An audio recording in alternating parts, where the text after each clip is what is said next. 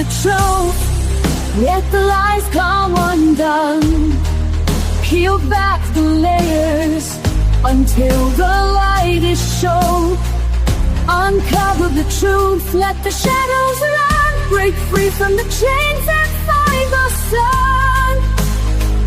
Uncover the truth in the dead of the night, where secrets lie hidden like a whispered bite. Uncover the truth in the dim of the light, where betrayals take root in the heart of the fight. In the rain-soaked streets. All right. Yes. And here we are on Bloodlines and Betrayal, quickly becoming the greatest true crime podcast in the history of true crime podcasts.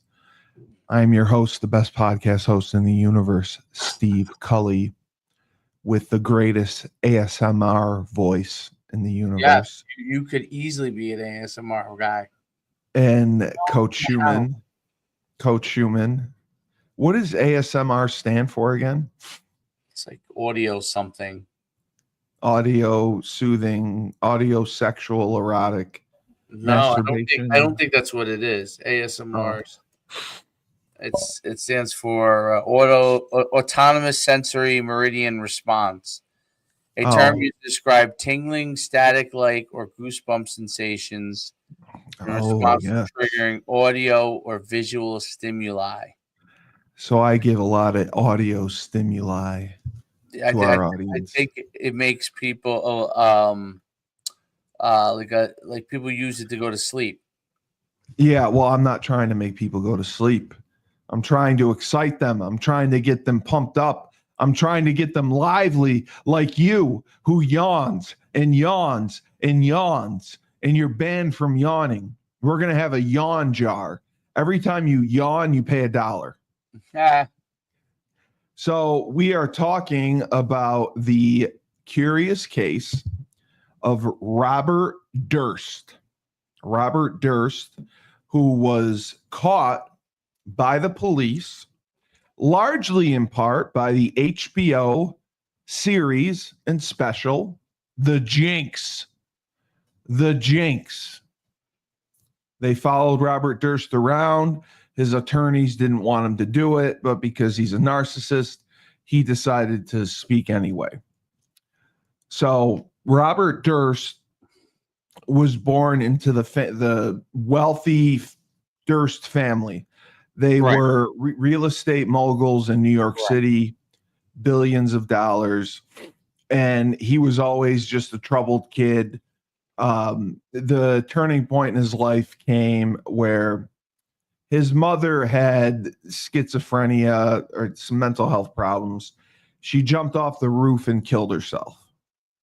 And he allegedly witnessed this. Either he was on the roof with her or it was through a window where he saw it. Now, his brother, Douglas Durst, says that he didn't see it, but it happened.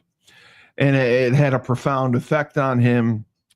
He got really into marijuana. He loved his weed. Smoked a ton of it. And he ended up going to Lehigh.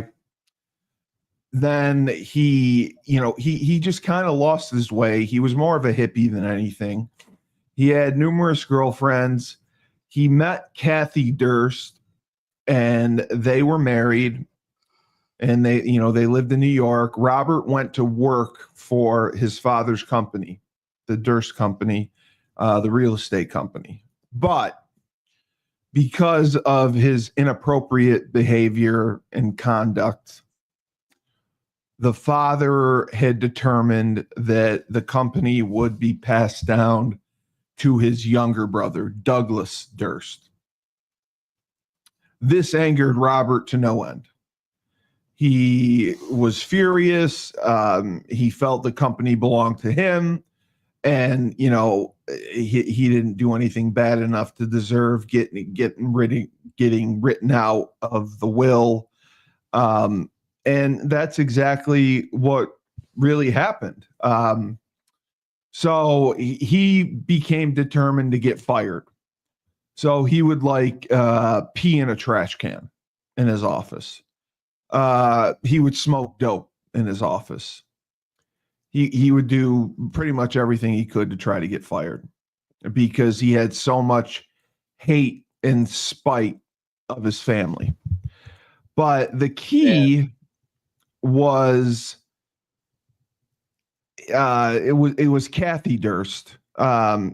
She changed her name now to Kathleen McCormick because of, they think that he murdered her. So 3 weeks before her disappearance, Kathleen was treated for facial bruises, and she documented this.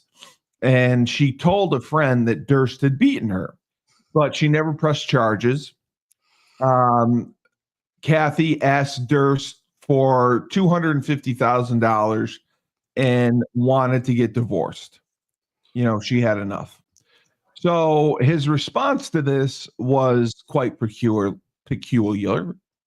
He canceled her credit card, removed her name from a joint bank account, and refused to pay her medical school tuition because she was at the time she was in medical school. So it kind of had the opposite effect. Durst, there was infidelity going on. Durst dated, I don't know if you remember Mia Farrow. Yes, I do. He dated Woody Allen. Yes. So Durst dated Prudence Farrow, Mia Farrow's sister. And he initially offered her like $100,000 for the divorce. If she wanted to get divorced, $100,000. And then he reduced the offer to $15,000. But what happened was she went missing. Okay. And this is where the confusion kind of comes in. They moved to New York and she was in medical school. She was last seen by someone other than Durst on January 31st, 1982. I was 1 year old. She was apparently unexpectedly at a dinner party thrown by a friend, and Kathleen, she seemed upset. She was wearing red sweatpants, which friend found out she wasn't dressed up. She never dressed casually. I mean, her family came from money as well. She received a phone call from Robert and immediately left this party for her cottage on South Salem, New York. Although the couple, I mean, they fought all the time, but couples fight. I mean, you fight with your wife all the time. Frank fights with Sue all the time. I fight with my dog all the time. Durst initially maintained that he had placed his wife on a train to New York City. Yeah. And had a drink with a neighbor, spoke with his wife at their Manhattan apartment because they were wealthy and they had houses and apartments and whatever. And that's what he told police. And he was hoping that would make everything go away. He admitted that he just went to bed. Well, the two women were supposed to meet up the next day. He put her on the train to New York to stay at the apartment, and then he was supposed to meet a friend of hers for coffee, or at a Manhattan pub. I'm sorry. Kathleen failed to appear. Her friend Najama grew concerned and repeatedly called police over the course of several days. Later that week, Durst reported his wife missing. Okay. Both the doorman and the building's superintendent at the couple's apartment on Riverside Drive claimed to have seen Kathleen, at the building on February 1st, the day after she was last undisputably seen. The doorman additionally said he had not only seen her from behind, from a half block away, and thus could not be certain it was her. A private investigator hired by Durst's lawyer later reported that the doorman had not seen Kathleen arrive at all and might not have been even working the night she disappeared. So this was there were a lot of inconsistencies going on. And then what was also strange, the superintendent on Riverside Drive where they lived found possessions of Kathleen's in the building's trash compactor. So what does that tell you? What does that tell you right there? Yeah. So this happens. The New York, he reports her missing. The NYPD gets involved. Kathleen's parents believe Durst never told the whole story and it was holding out. They tried to sue Durst for wrongful death, even though they didn't have a body, saying that they deprived the parents the right to bury her. The parents are now dead. Kathleen's youngest sister, Mary McCormick, also believes that Durst murdered her. The state police opened a criminal investigation into the disappearance in 1999.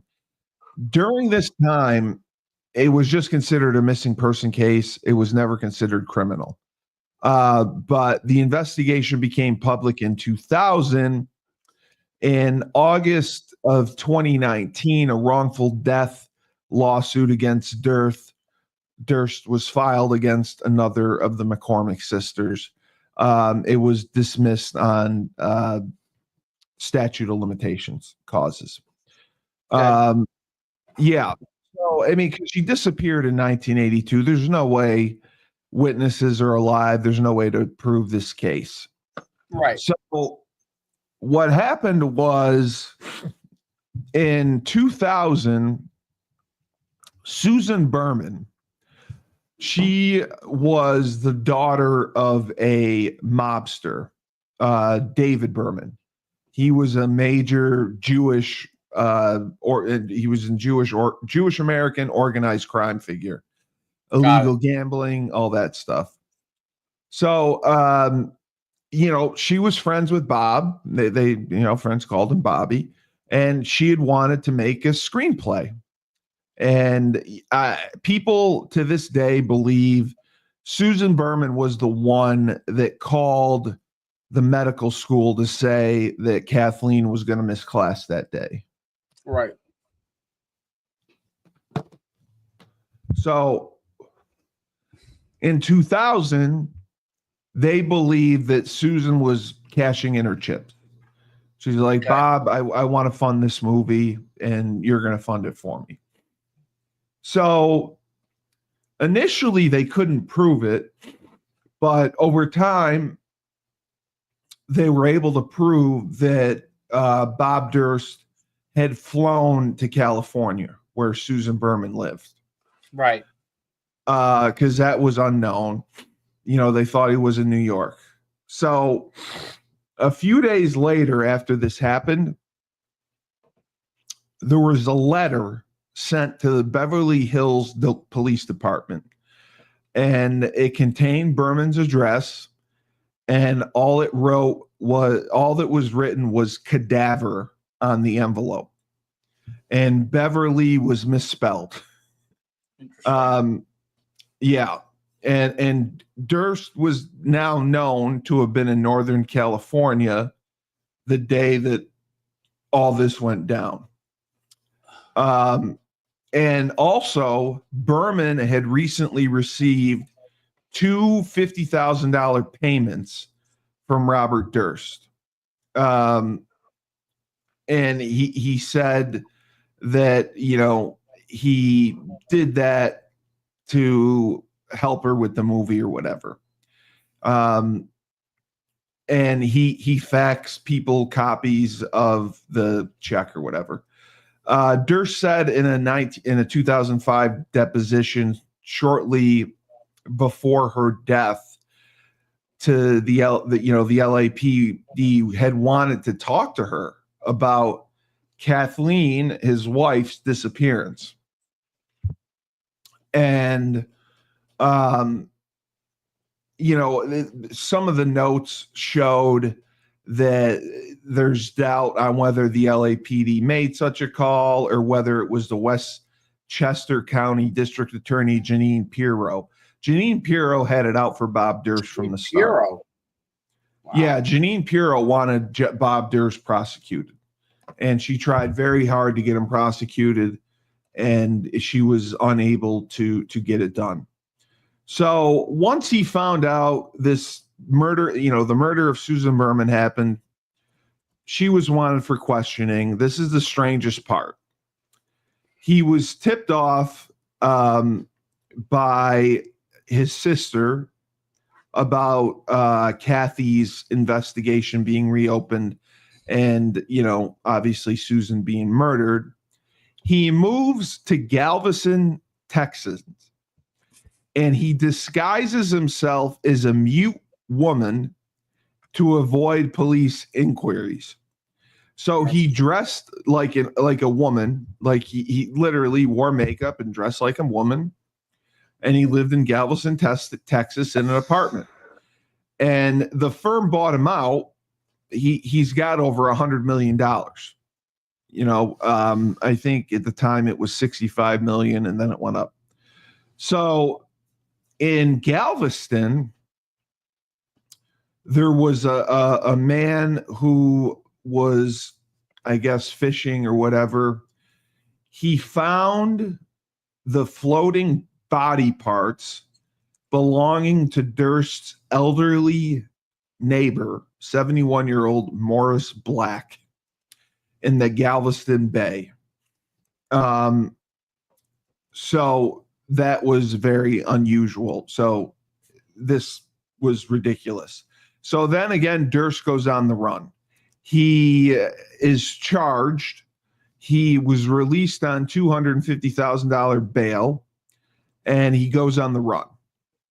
He is caught inside of a Wegmans in Pennsylvania, shoplifting Band-Aids, newspaper, and a chicken salad sandwich, despite having $500 of cash in his pocket. And then in his rent, what? I'm just laughing at chicken salad sandwich. Yeah, he was hungry. He's like you when you go to Steak Shack. He's a fucking wacko. Obviously. So they go through his rental car. They find $37,000 in cash, 2 guns, pot, Morris Black's driver's license, and directions to a friend's house in Connecticut. Durst also used his time on the run to stalk his brother Douglas. His brother, he hated his brother. He would go to his brother's driveway and just stand there with a gun and look at him. He was reported, but they never caught. They never caught him. So in 2003, he goes on trial for the murder of Morris Black, and he's got a great attorney, Dick DeGuerin. Dick DeGuerin is a famous attorney in Texas. He's like Rusty Hardin. And the defense they employed was self-defense. And DeGuerin conducted 2 mock trials in preparation for the case.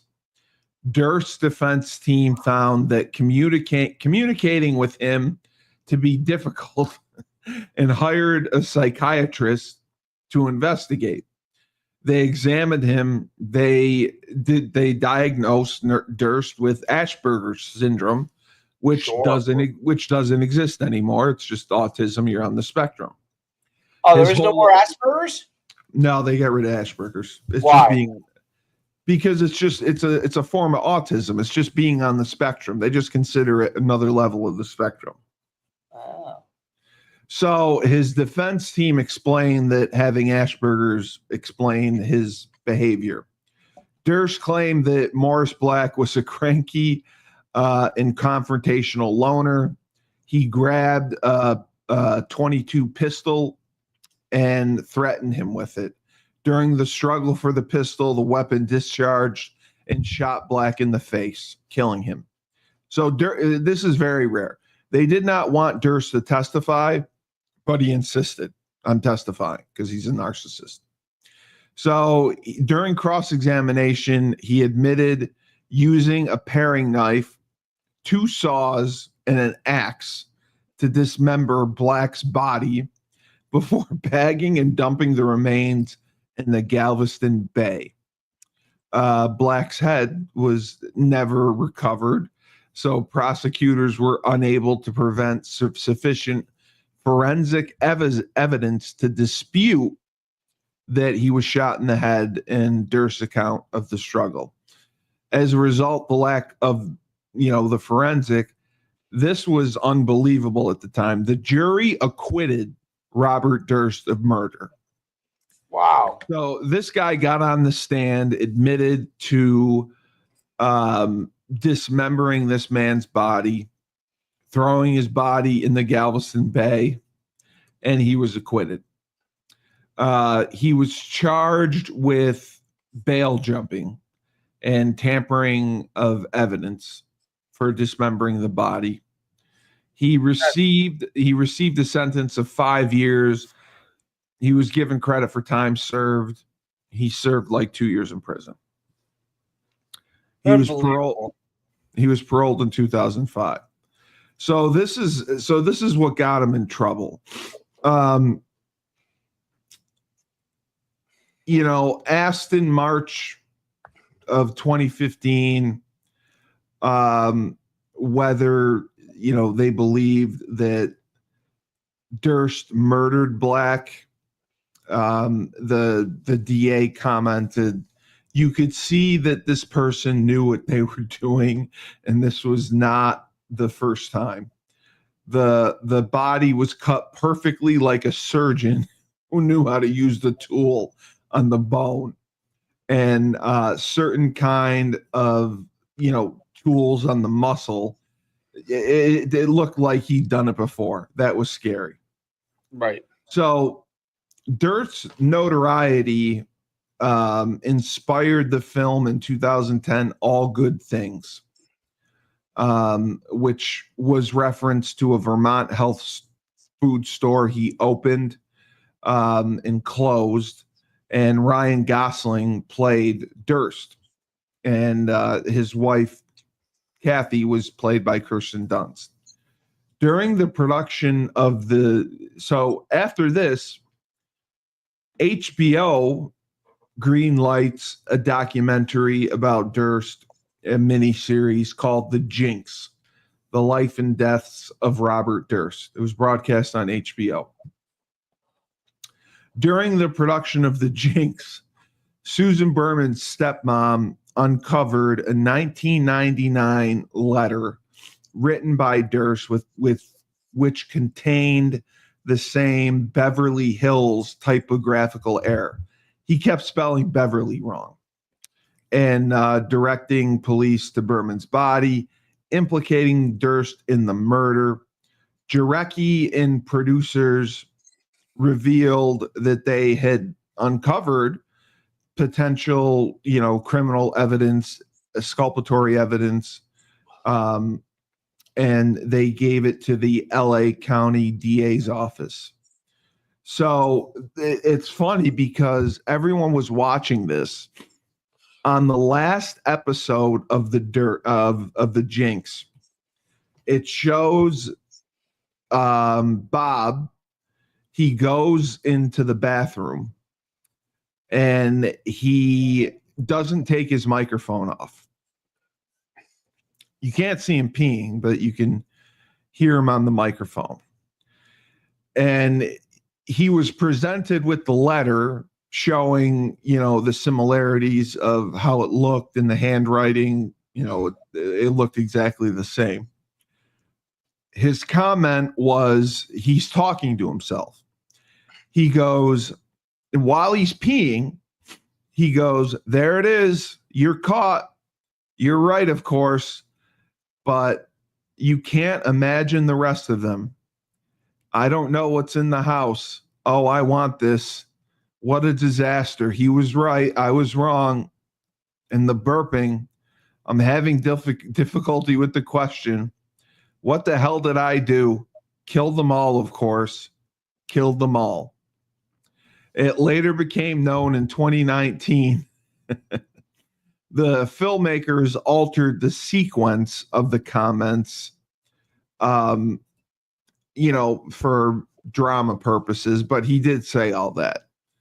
It was a 6 episode. It was incredible. If you watch it, it's just absolutely incredible. So right after the last episode of The Jinx airs, and I think the producers made an agreement, a first-degree murder warrant was signed by the Los Angeles judge alleging Durst's role in the Berman killing. Durst was arrested by the FBI agents in New Orleans, where he was staying in a hotel. He registered under the false name Everett Ward Durst, and he was tracked to the hotel after making 2 calls to check his voicemail. And he was observed wandering aimlessly in the lobby, mumbling to himself. That's crazy. They thought that, he was setting up an insanity defense. In addition, they found guns. They found his birth certificate. They found a passport. They found maps of Florida, Louisiana, and Cuba. Well, he was ready to bolt, obviously. Yeah, right? Yeah. They found a flesh tone latex mask. They found a fake Texas ID card that he used to check into the hotel, a new cell phone, and $42,000 worth of cash. That's crazy. And he mailed himself an additional $117,000 of cash in shoes in a package sent by Durst to a friend in New York, which was seized after his arrest. So Dick DeGuerin, his attorney, advised New Orleans that Durst waived extradition and would voluntarily return to California. Later the same day, the Louisiana State Police filed charges against Durst for being a felon in possession of a firearm. So they were all fighting over, who would get the first bite at the apple of charging Durst. He was denied bail because he was considered a flight risk. So this was in 2015. The trial never happened until 2020. He needed to have surgery. There was a lot of evidence that, pretrial motions. So it took 5 years for this to happen. By the time, if you see him in the documentary and then you see the way that he looks when he goes to trial, he's in a wheelchair. Now, the big argument was he had a catheter, and the prosecution did not want the jurors to see his catheter with, because the bag of urine's hanging over him, because they think he's going to have sympathy. So, and the judge also ruled that The prosecutors could present evidence of the Morris Black murder. They also ruled they could present evidence of his ex-wife Kathleen's disappearance. So that really changed everything because, you know, the judge felt everything was intertwined.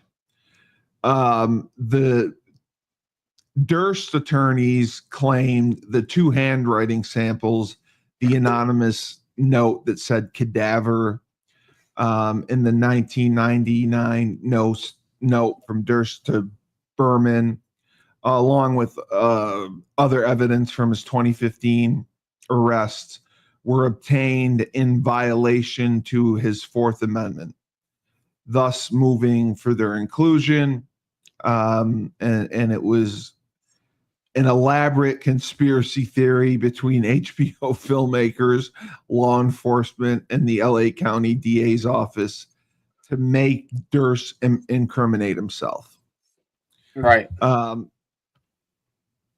So the judge granted the defense team a 4-month postponement of his trial after they raised concerns about the volume of evidence in the case and the conflicts with attorney schedules. So anyway, this went on and on and on. In 2020, they finally had the trial. And you know, the defense immediately made a motion for a mistrial, saying that you know, because of the delay, that there's no way that they can accurately prosecute this. This was a murder from 2000. It's 20 years later. So they started doing depositions. Testimony. They started recording testimony just in case people died while this happened. In May of 2021, Durst's lawyers told the court he developed bladder cancer and moved that the court postpone the trial indefinitely to release him on bail to receive medical treatment. The motion was denied.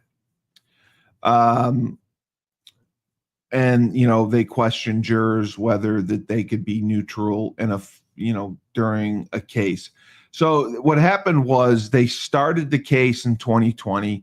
COVID happened. They stopped the case. They started it back in May of 2021. And the judge asked jurors if they could remain neutral after a 14-month break. Durst was hospitalized again after being found on the ground, not in his wheelchair.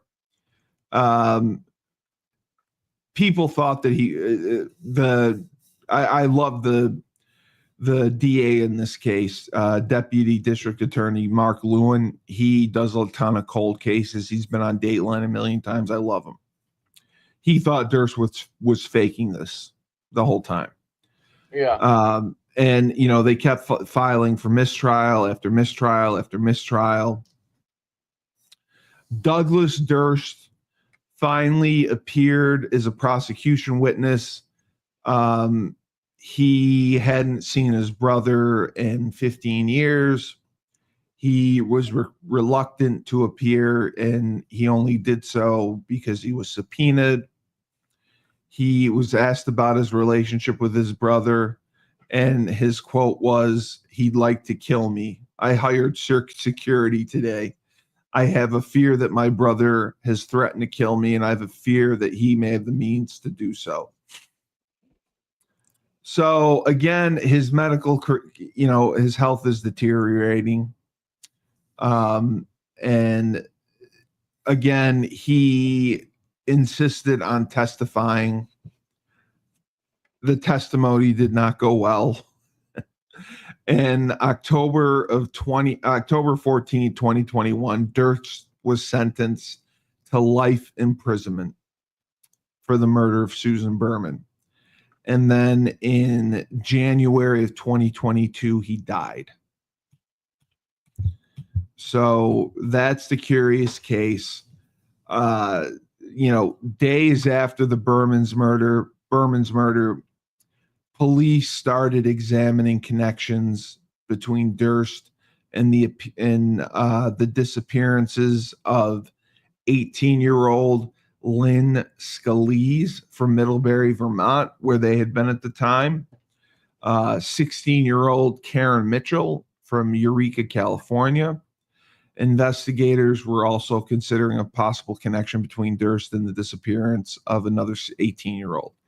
So it's just crazy because the 18-year-old Lynn Schultz, when Durst got out of college, Durst went to Lehigh. He got out of college. He opened a health food store. Schultz, a Middlebury College freshman, visited Durst's health food store, and the day she disappeared, that was the last place she was seen. So they think that he was part of that. And they had an author who was investigating him. He basically went undercover.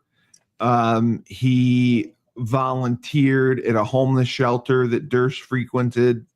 Durst dressed as, in women's clothing, and he visited a shoe store owned by this author's aunt, and this guy was on top of him. The FBI ultimately could not connect Durst to the Long Island serial murders, which I don't think he could have done, because he was too weak and frail at this time. So it's a crazy case. It all started, like I said, when his mother committed suicide and he witnessed it. So when he was in Galveston, Texas, and he murdered that person and chopped them up, that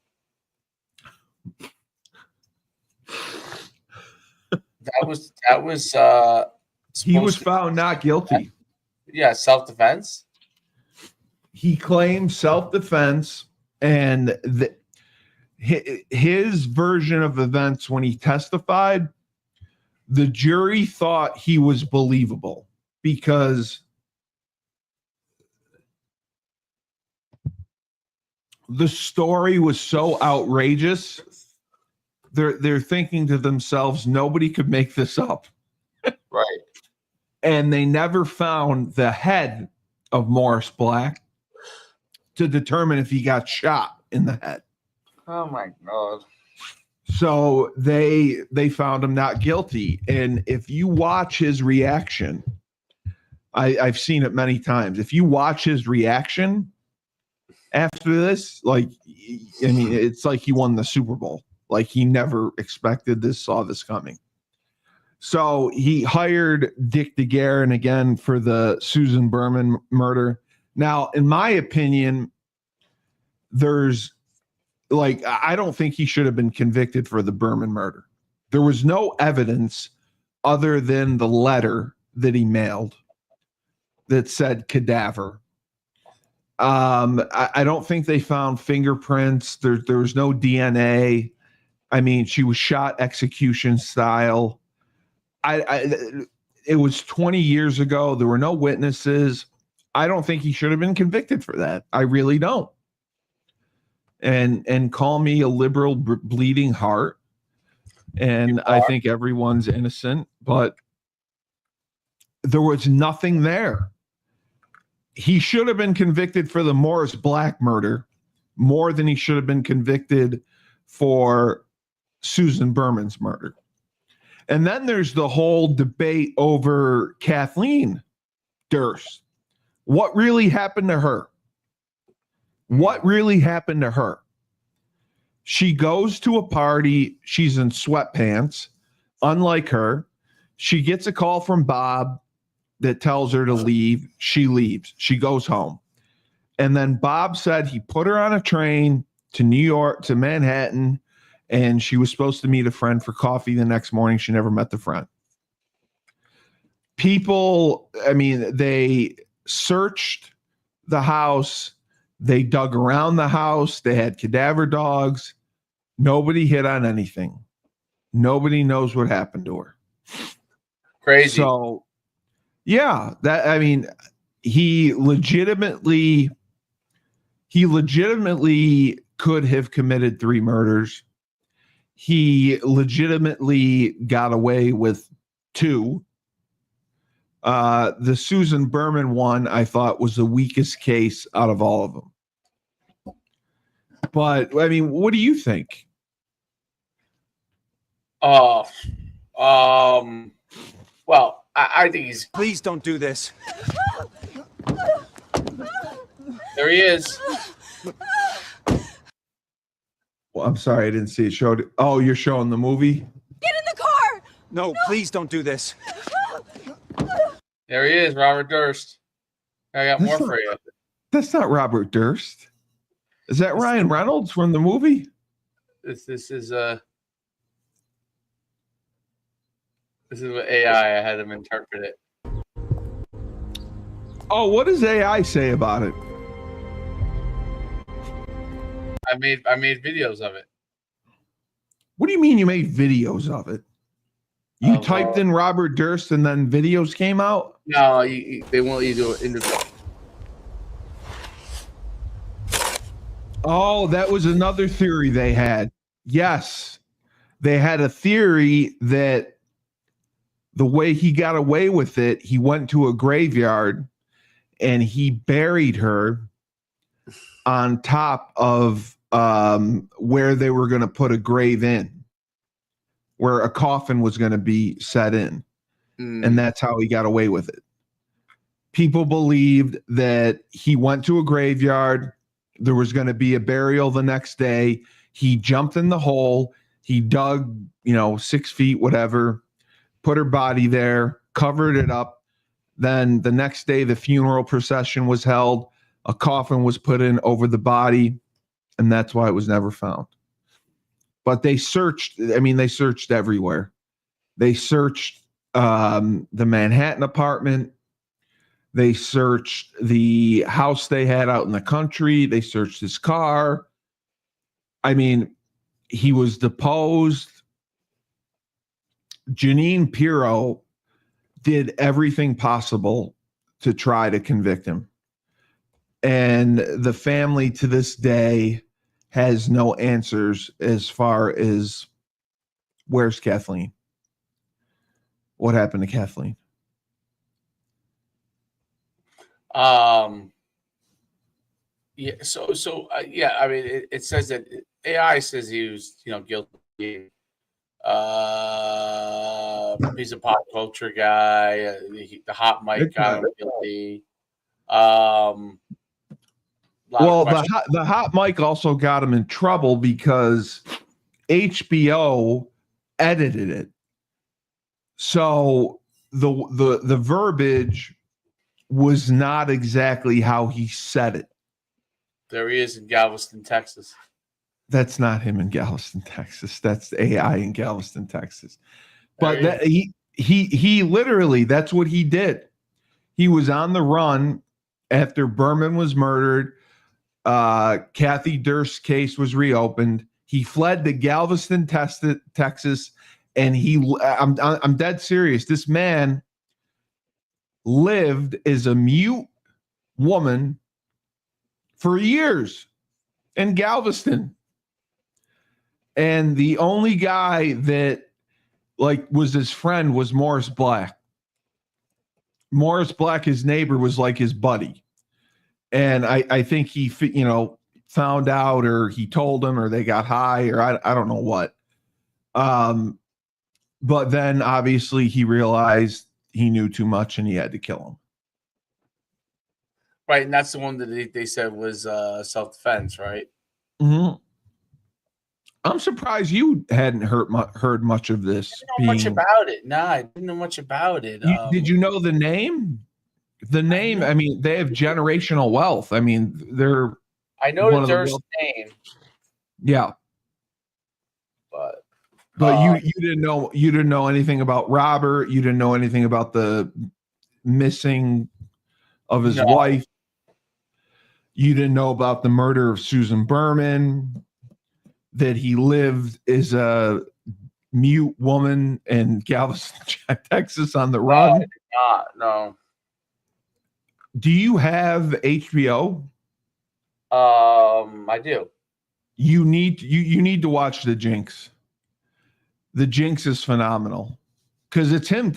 Like he tells everything. Like he holds nothing back.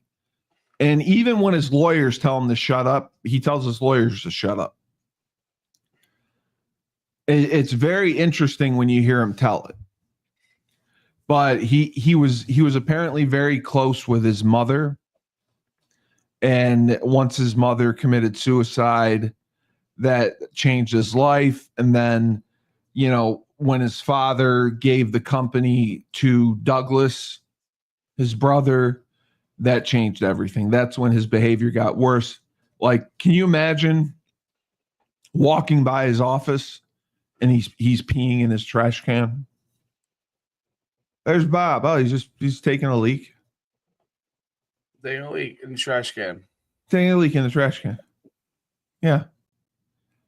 That's crazy. Who's that? It's Robert Durst driving through Galveston, Texas. He never dressed as a man.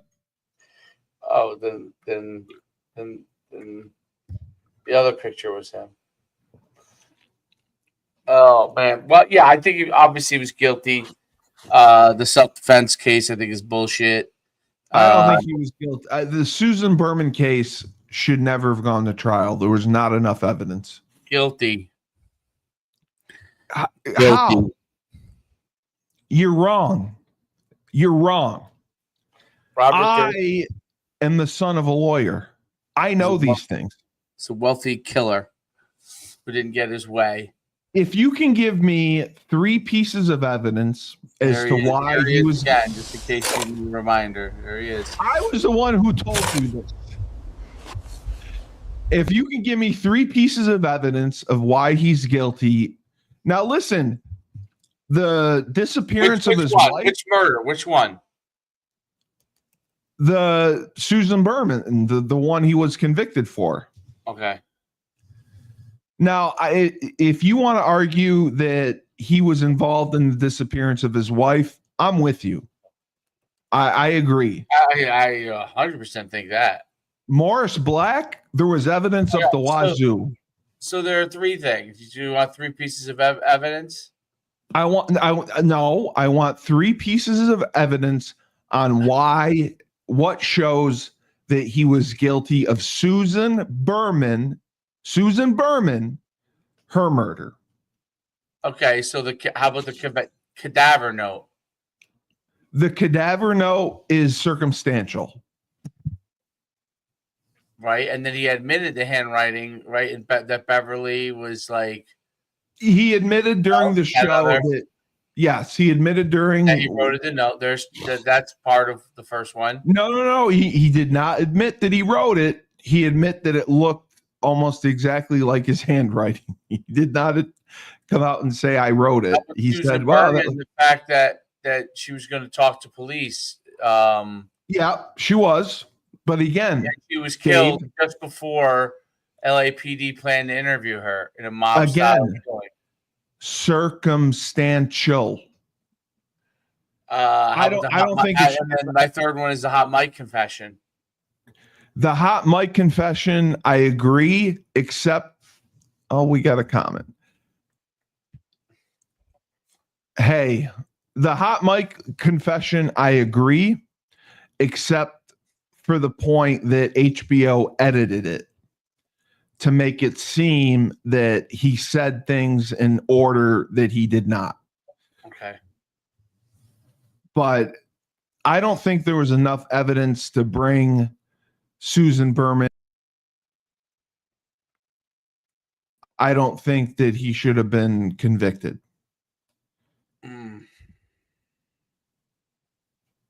Well, that's all I'll say. You don't think he should? No, I don't think he should have gone to trial. It's 20 years later. They interviewed witnesses. The trial was delayed because of COVID, 14 months. They started the trial. They stopped the trial. They restarted it. I mean, like, they wasted this money going after this man who was dying. Again, it blows my mind. Like, why?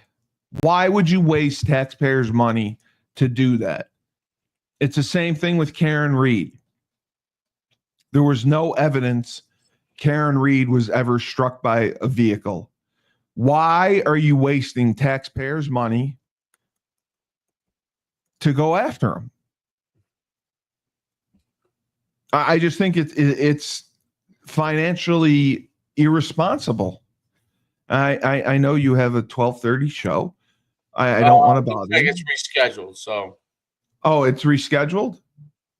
Who is it with?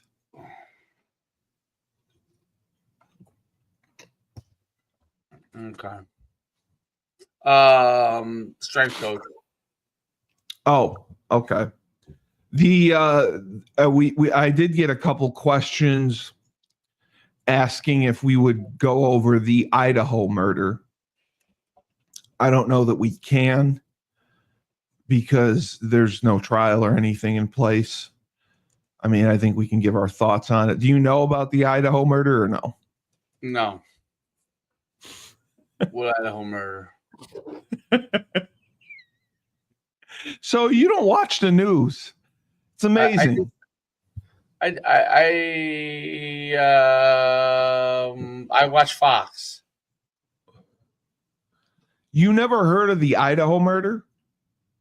The Idaho murder? The four girls that got murdered by one weird guy on the campus of the University of Idaho? No. Look up, just Google Kohlberger, spelled with a K. I'm just curious to see your thoughts, because we're getting because of your true crime acumen, we're getting requests for cases. Yeah. So what do you want? Yeah. Iowa murder? The guy that was charged was Mark Kohlberger. He's a real weirdo, but I mean, I'll murderers are weirdos. I think Son of Sam, that's one I'd like to do. Ted Bundy I'd like to do, and DB Cooper I want to do. Okay. But did you see Kohlberger? I'm going through it now. Okay. I mean, all they have is circumstantial evidence. I do think they found DNA in his house, but they believe it could have been cross-contamination. And there's quite a few supporters of him. People are on his side that, he may be framed. He's just a weird guy. He's never seen a vagina before. He's definitely not getting Blumpkins. So, well, he's not. I mean, what do you do? I mean, sexual frustration is real. It builds up. Blumpkins. Well, I mean, you can't imagine going through college and not having sex. No, that would have never happened. Well, you can't say. You can't say it would have never happened. Anything's possible. My game is too good. Yeah, but maybe it's not good. Maybe in Connecticut they don't think it's good. Maybe Mark Kohlberger thought he had great game. In Connecticut, definitely. UConn, definitely. And he got shot. They thought it was phenomenal at UConn. Got shot down. He got shot down. It was based off of sexual frustration. Listen. No. I'm still a very handsome man at 51, but you are. Let's I mean, if we have to rehash You know, especially Jersey guys, you know, going crazy. You know the Jersey guys ran UConn. You know that. Unfortunately, New York guys were a close second. I'll give them that. New York guys were a close second, but definitely the Jersey guys ran the show. Right. You know. But, no, I agree with you. I agree. They So you're reading about the Kohlberger thing. Yeah, I'm reading about it right now. Okay. Why is it giving me everything I need here? Why is it sending me an image? Right. Well, there's not a ton. Hold on a second. Idaho, you meant Idaho, not Iowa. I said Idaho. You said Iowa. No, I said Idaho. I said University of Idaho. Oh, you know what? I do remember this now. I do remember this. This was a few years ago. Yeah, it's been 4 years. Yeah. And it's been delayed because of motions and because of his mental health. They were all in the house, right? In the nighttime or something? Yes. They were all there. And they went out. Refreshing here. Yeah, and they thought they were died drunk. and 2 didn't or something, or no, I'm pretty sure they all 4 did. No, I thought some were not killed. Yes, there was one that was not killed. Yes, that said but he wore a mask, so she couldn't identify him.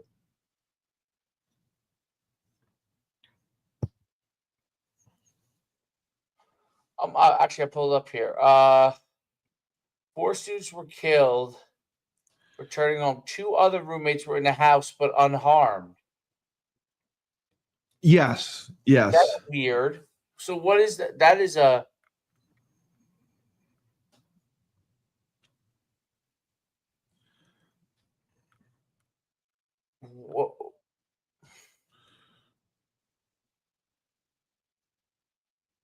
What was the reason for him murdering? Sexual frustration. That's what they said? Yeah, I mean, he struggled with women. He was, he was on the spectrum probably. He was socially awkward.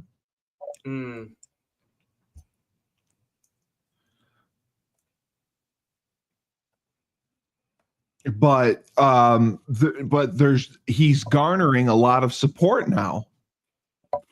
If you see, people are believing that it's not him. Who do they believe it is? I don't know, but there's not a ton of evidence that points to Kohlberger doing it. So how did they catch him?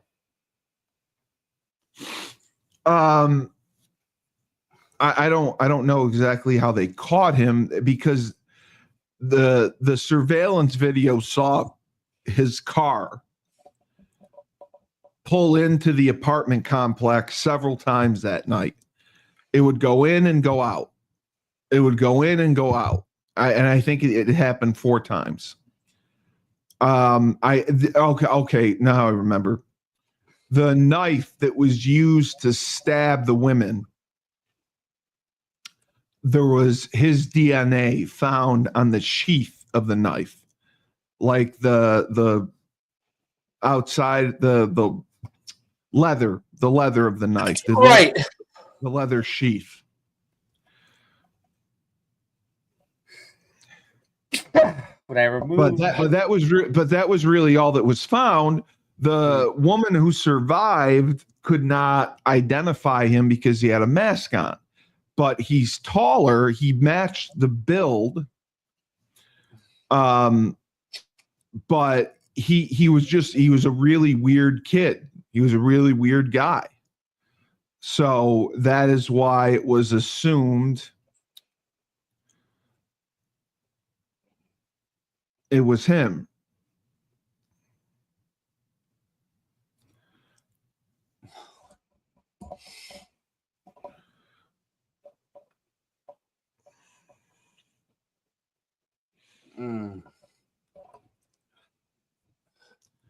Yeah, so that's why I was curious, because that's people have asked us to break down that case, and I don't think we can, because I don't think there's enough information out there yet, and it hasn't gone to trial.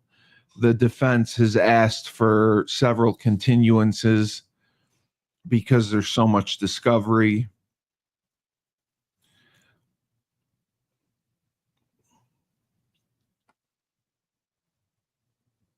That's interesting. Yeah. People have asked about that. People have asked about Lori Vallow Daybell,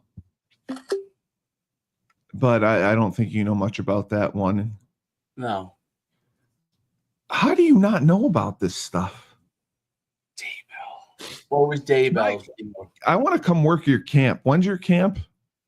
My youth camp? The 27th? On the 7th through the 10th of July. Could I get paid if I worked it? Yeah, I'll pay.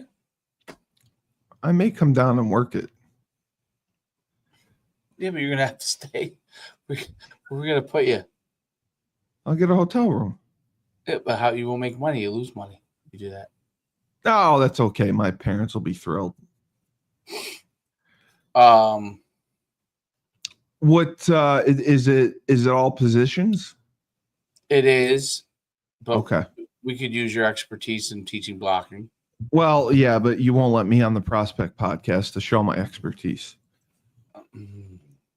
So, obviously, I mean, you don't think it's a case that we could cover. I don't think there's enough information. The Idaho one? I'm asking, yeah. Yeah, I'm trying to get like the details here. I'm typing it in. I gave you the details. Hold on, I'll give you some. Hold on. There was a football game that night. The Idaho Vandals. Some went, some didn't. He went to the house. He was in a mask. He went while the game was going on, or I can't remember exactly. One of the girls and her boyfriend were fucking in a room, and he stabbed them to death. And other women in the house heard the thumping and the screaming, but they didn't investigate it. They didn't leave. Right. The one person who came out of her room, Kohlberger told her just be quiet and I won't hurt you. And he just walked by her and left. But the evidence that they had, I believe, was his car.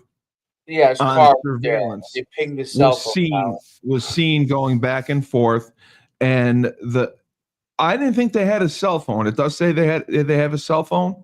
Well, they have a DNA match too. Yes, on the sheath of the knife. Yes, but it's his blood, so it could have happened any time. It doesn't guarantee that it happened that night. It's on the leather sheath of the knife that holds the knife.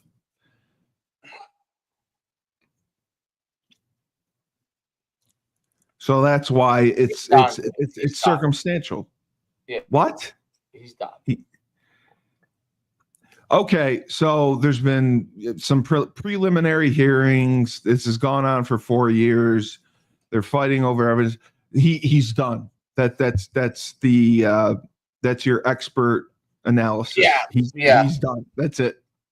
He's done. He's cooked. He's done. There's no, I love it.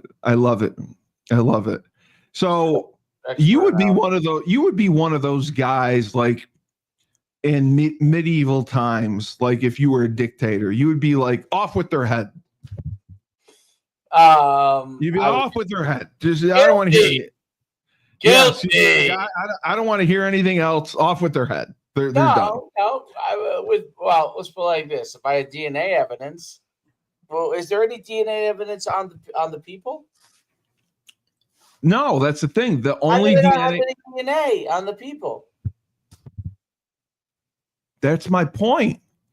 That's why he's garnered support, because the evidence is circumstantial, which you don't seem to understand. Where were the bodies found? In the house where he stabbed him. The roommate could see her other roommate laying on the floor. The bodies were found in the house. There was none of his DNA, I believe, in the house. Now, when they searched his house, there were odd searches on his computer, and he looked at some weird porn. But again, it's circumstantial. There's no eyewitnesses. There's no direct evidence. The murder weapon, I don't know if the murder weapon was found or not. That's my point. Like, if you're going to convict someone of first degree capital murder, you can't go in with just circumstantial evidence. You can, but you have to really be good about putting the pieces together to get the jury to understand how it all fits. Because the jury, people like you who watch, CSI and DNA's everything and this and that, it's tough for them to convict or understand without that type of evidence. That's all I'm saying. Washington State is only 10 miles away from the University of Idaho? Yeah, it's on the border. Yeah. What the? Is that right? Posting. What? What are you posting now? On Facebook and Nothing. Twitter. Mom texted you this morning. I didn't post anything. You always deny. How about using my card? I did. You didn't use my card for Venmo or anything. For the Uber, I used it. That's it. Venmo, $100. You didn't use it. It was somebody else. I don't know. What'd you post?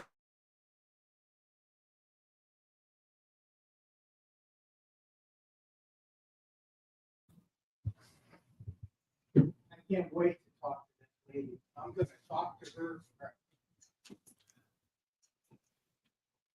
So yeah. And the pod? No. Washington is on the border of Idaho. I didn't realize. So that's like a nice place to live. Yeah, of course it is. I'm adding that to my list. No, I agree. You should. It's a lovely place. What'd you post on Facebook? I didn't post anything. Okay. All right. I haven't been on. Don't get yourself in any trouble. Well, I always get myself in trouble. That's the point of it. That's the point. Yeah, it's no fun if you don't get yourself in trouble. Yeah, but at once you get to a certain age, Yeah, of course. Well, I said Frank a great video before I let you go No, he sent it to me. of exactly what he wanted. He's nuts. Well, I was thinking Friday we could do either Rebel or Bloodline again. Because Rebel was off the charts this week. Oh, Rebel's going to be off the charts going forward. There's a lot to talk about. New York City, there's a lot to talk about. No, I know. But we could almost do a Rebel show 3 days a week, probably. No, I know we could. It doesn't have to be a full hour, but it could be like 3 days a week. No, it very, very easily could. That's what Turtle Boy is doing now. Turtle Boy is upping his podcast. But I just want to find, like, so many people get money doing it. they get donations from it, and that's how they survive. I want to find a way with Venmo and Cash App to get donations. Well, you have to market it to people. Well, he doesn't market it to people. He just says he has like a cult following. He does, but it's just if you Venmo him, he reads your, you whatever you write, he reads it to the class, and it's worked out for him. I wonder if you can get all my YouTube subscribers. I wonder if you can download that. Let me see. Hold on. Download what? Let me see if I can do that. Hold on.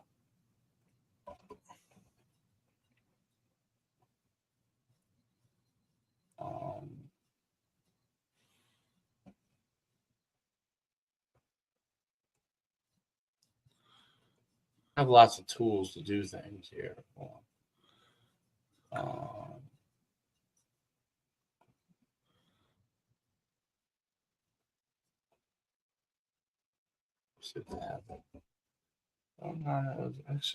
Export comments. Not that.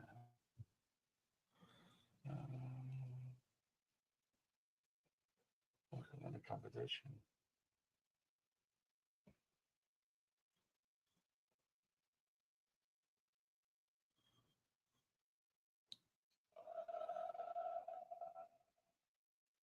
Let's see. Let's see if I get data here.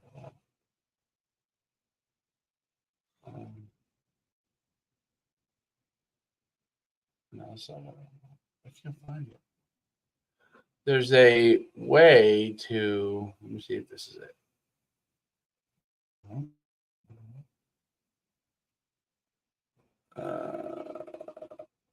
Exports.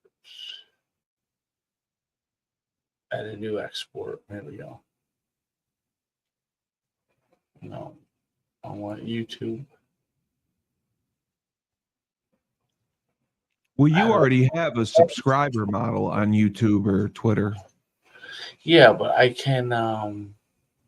Here it is. Let's see if it's YouTube social networks video. All right, let's see YouTube. YouTube.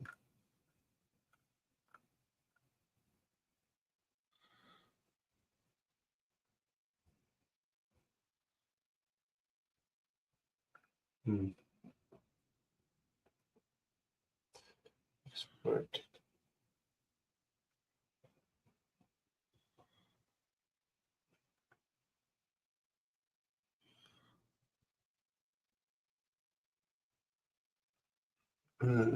What exactly are you trying to do? I'm seeing if I could extract YouTube subscribers. It doesn't seem like you can. People that are actually subscribed to your channel, or people that are subscribed to YouTube Plus, or you can find out who's subscribed to your channel, can't you? You have 1.4 million subscribers. It doesn't give you subscribe to it. I'm trying to see if I download it. Does it give you the list that you can see? No, I can't see. I have a million though. Like so. Right, but does it show the list? Yeah. Well, you can screenshot it. No, it's long though. Well, I know it's going to be long. I'd like to download it. So what do you want to do with it? Just send them messages? Yeah, we can't. Well, because I just did research, and the successful YouTubers all get donations throughout the show.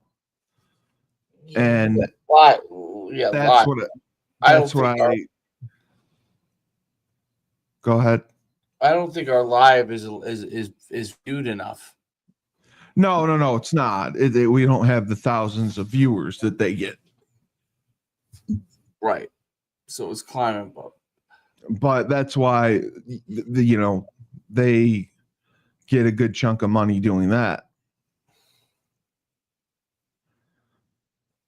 Well, that is the way to do it. Like if you go on Pat McAfee, his live, like he's got so many people on there. They're probably giving him, members and How do you do membership wise? I mean, members on there, but then you have to give them exclusive content, and then that takes away from your other stuff. And okay. So when you get a member, the members sign in and they have exclusive only to them. All right, is what you're saying. Well, all the members have contact. If we did something like that, you think something would pay? People wouldn't pay for that. No. Okay. All right. Well, anyway, let me run. Yep. Great Bloodlines and Betrayal. Detective Schumann. Just remember, when life gives you lemons, don't make lemonade. Take 2 oranges and throw them back at life. Stop doing that.